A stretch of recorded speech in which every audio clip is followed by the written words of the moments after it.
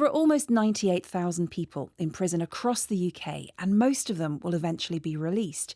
Many of them go on to reoffend, and that, of course, creates new victims and costs taxpayers £18 billion a year.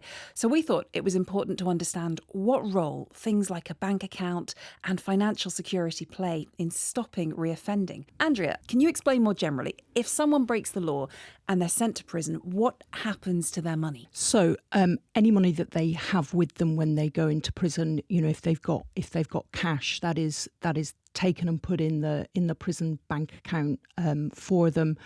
Generally speaking, any benefits and that sort of thing comes to an end. And so really it's only if someone happens to have some cash with them that they might start their sentence with some money, although that still takes some time to filter through the system so that it is available. And what the gentleman said in the programme is correct, that when you first go into prison it can take some time to get a job, and at that point you're only receiving the unemployment pay of £2.50 a week. That's what Matty called bang-up pay. That's right. And that money has to be spent on phone calls, keeping in touch with friends and family and loved ones on the outside, and buying any of the basic things that people need in prison. Because although people are provided with 3 meals a day in prison and very basic toiletries, it's really not enough for people to live reasonable lives, and so they need to spend money to buy extra things on prison canteen, which is like the prison shop, where prices are often more expensive than if you or I were to go out into the community and to shop around for things. So there's that sort of double issue that they have. They've got very little money in the first place, and things are more expensive, including phone calls and the things that people can buy. And you're so right, they can't shop around. The latest data from England and Wales shows a reoffending rate of more than 26%. And for people released after serving shorter sentences of less than a year, that reoffending rate is almost 57%. What role does supporting prisoners with their finances kind of play in keeping that down? Yeah, so the important thing for people in prison to reduce reoffending is to provide them with the support that they need to rebuild their lives on the outside. And so that's about ensuring that people have got the training and education that they need, that they can develop those budgeting and planning skills, and most importantly, ensuring that when they come out of prison, they're work ready. They can look to begin work and start contributing positively to society. But in the present system, that's really hard. Not everyone that comes out of prison has somewhere to live, and if you've not got somewhere to live, you really don't stand much of a chance of getting a job. People come out of prison with very little. Sometimes it's the bag that they're carrying with them is everything that they own.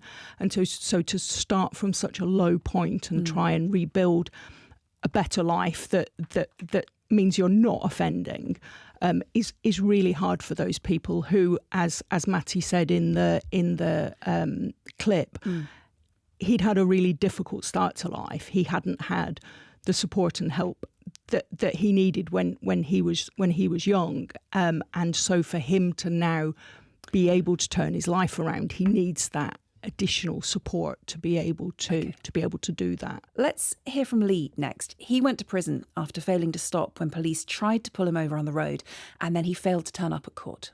I'm currently in a hostel till August the 13th, and then homeless. Trying to look into private renting, but when you have no ID or bank account, it's impossible to do anything. Why don't you have a bank account? I keep getting refused because I don't have enough identification, and all you get on release is your licence, which has your photo, your prison number, and where you've got to go, and that's all you leave prison with, basically. So going to banks in Peterborough, went to every single one, and it's just refusal after refusal, and it's very, very upsetting. Basically, you try and keep your hopes up and not go back into your old ways and stuff like that.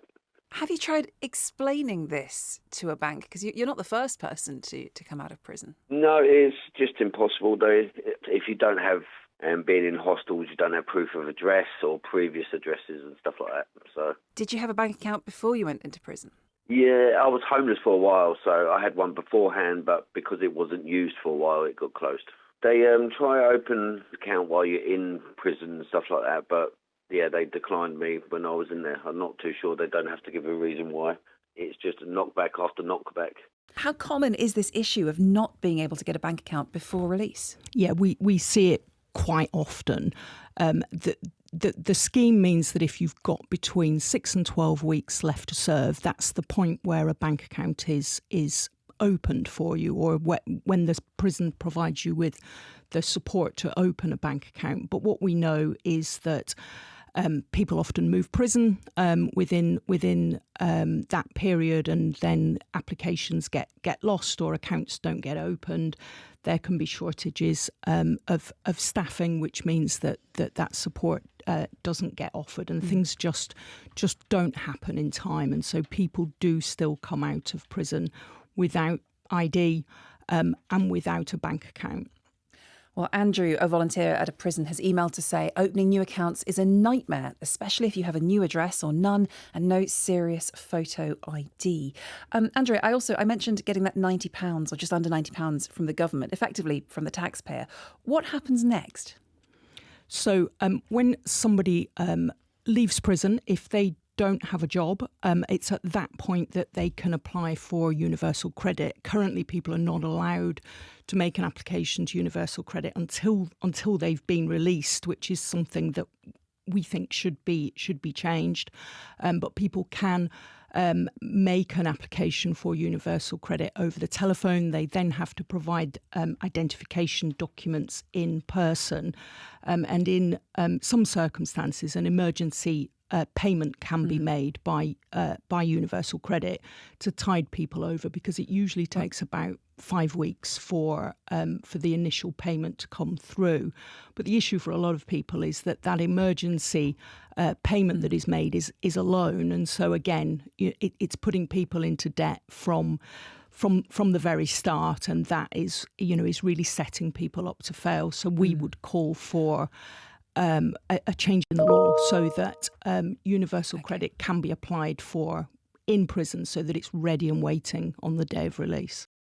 There are lots of very keen employers who are willing to give people that second chance, and what those employers will say is that actually people that have been to prison make really good employees. They tend to be very, very loyal and hardworking, because they've got a lot to lose if they lose that job. So there are lots of quite high-profile employers, such as Marks and Spencer's, Virgin, lots of other companies that are willing to give people that second chance, and they can do proper risk assessments and provide the support and the things that people need to be able to make a really positive contribution to the workplace.